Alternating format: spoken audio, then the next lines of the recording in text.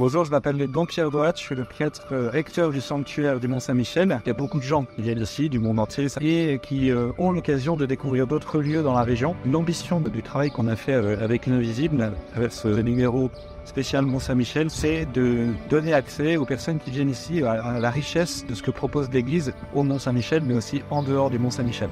Donc une double ambition, si vous voulez, donner un instrument pour les personnes qui viennent au Mont-Saint-Michel pour découvrir davantage ce qu'est le Mont-Saint-Michel, puisque le message est peu délivré sur le mont en lui-même, et puis aussi de faire découvrir aux personnes qui liront cette revue d'autres lieux, et notamment des lieux d'église, d'autres lieux dans la région, qui sont aussi des bons outils, des bons atouts pour la mission et pour l'évangélisation. Donc il y a quelques mois, je me suis mis en rapport avec des partenaires ecclésiaux d'abord, c'est-à-dire des paroisses ou des lieux phares du diocèse dans la baie du Mont-Saint-Michel.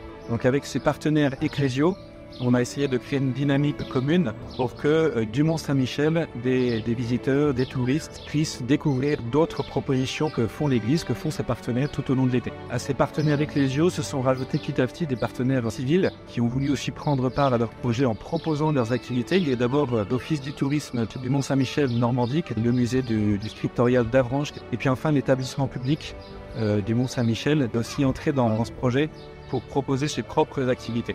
Donc en fait d'abord une dynamique intérieure à l'église, intérieure au diocèse de Coutances et Avranches, puis ça a fini par intéresser d'autres partenaires, des partenaires civils, qui ont vu aussi quelle était notre intention de faire rayonner les personnes qui viennent ici au Mont-Saint-Michel, qui n'ont pas besoin tellement d'être convaincus que ça vaut le coup de venir, pour leur faire découvrir d'autres propositions qui sont aussi très belles et très intéressantes. Au début, on avait envisagé de faire une publication nous-mêmes. On s'est très vite rendu compte qu'on n'était pas journaliste et qu'on n'était pas capable de faire un beau produit amené à être distribué à 100 000 exemplaires sur toute la baie normande du Mont-Saint-Michel. Donc on a cherché des partenaires intéressés pour nous accompagner dans ce projet et très vite on s'est tourné vers l'Invisible. Il nous a semblé être tout à fait dans la ligne qu'on cherchait, c'est-à-dire à la fois professionnel et en même temps évangélisateur. Donc on a tout simplement confié l'édition de ce numéro à l'Invisible, qui nous a accompagnés avec ses employés pour à la fois faire une proposition qui soit vraiment cohérente journalistiquement, vraiment professionnelle, et puis en même temps avec une visée missionnaire. Et on est très heureux d'avoir choisi l'Invisible.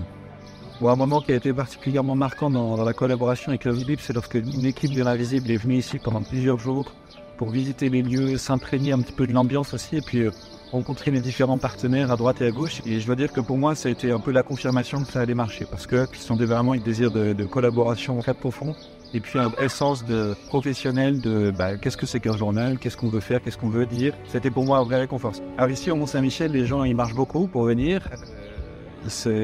Ils ont un petit sac en général, donc il fallait trouver un format qui corresponde un petit peu au public qu'on cherchait à atteindre. Et donc on s'est dit qu'il ne fallait pas que ce soit trop petit, mais qu'il ne fallait pas que ce soit trop grand non plus, qu'on puisse le glisser facilement dans un sac, que la couverture soit belle, qu'elle soit attractive, qu'elle soit attirante, pour que les gens en passant le prennent dans leur poche et puis le lisent peut-être plus tard, le soir ou dans la navette en rentrant. Peu importe, mais qu'ils aient envie de le garder, de le conserver avec eux, d'où ce format qui est plus petit qu'un 4 mais plus grand qu'un 5, qui permet d'avoir des belles images quand même avec des belles photos, puis en même temps avec un vrai contenu, avec du texte conséquent, sérieux, et qu'on puisse déployer aussi un peu les idées qu'on veut montrer.